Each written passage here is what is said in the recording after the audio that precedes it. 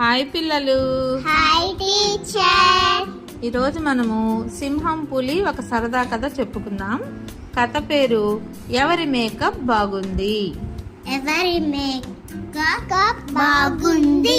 ఒక అడవిలో ఒక సింహం ఒక పులి ఉండేవంట. అవి రెండు మంచి స్నేహితులంట. కానీ వాటికి ఒక చిన్న గర్వం ఉండేది.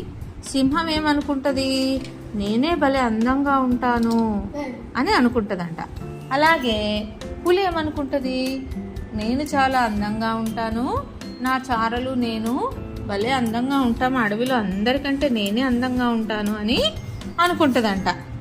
అయితే ఈ రెండు ఏం చేసినాయి, ఒకరోజు అడవిలో ఒక విందు జరుగుతుందంట, వన విందు.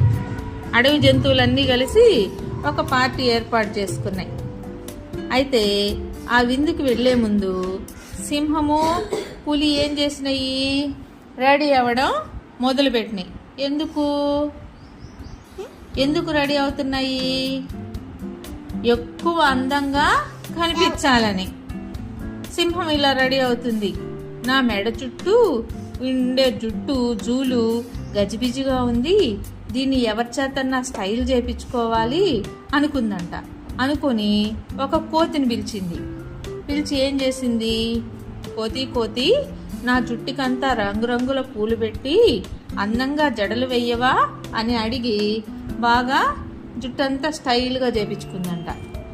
పులి ఏమనుకుంది, నా ఒంటి మీద ఉండే చారలన్నీ పాత పడిపోయినాయి, ఇవి బాగా మెరిసేలాగా అందంగా చేసుకుంటాను అనుకొని పోయి బురదలో బొల్లి అట్నుంచి పోయి మళ్ళీ ఇసుకలో బొర్లిందంట. ఆ ఇసుకంతా దానికి వండుకొని మెరవాలని దాని ఉద్దేశం. ఆ విధంగా రెండు మేకప్ చేసుకొని పార్టీకి వెళ్ళినాయి అంట. విందుకెళ్ళి చాలా గర్వంగా వాళ్ళ అందాన్ని చూసి అందరూ పొగడాలన్నట్టుగా వెళ్ళాయి అన్నమాట.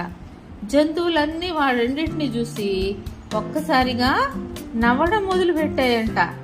ఇక వాటిలో ఒక నక్క ఏమంటుంది, సింహం రాజా ఏమిటి, నీ తల మీద పూలు కుండి పెట్టుకొచ్చావా అని పక్కపక్క నవ్వుతూ ఎగతాళి చేసిందంట. ఏనుగేమనింది పులిని, నీ చారలు బురదలో మునిగిపోయా ఏమిటి పులిగారు అని చెప్పి ఏనుగు పులిని ఎగతాళి చేసిందంట. మీరు పులిలాగా లేరు, మట్టి బొమ్మలాగా ఉన్నారు అని నవ్విందంట. ఇక సింహము పులి ఒకరి ముఖాలు ఒకరు చూసుకొని పోయి అద్దంలో చూసుకున్నాయంట. అద్దంలో చూసేటప్పటికి ఈ సింహం తల మీద ఉండే పూలన్నీ వాడిపోయి అది వికారంగా ఉందంట.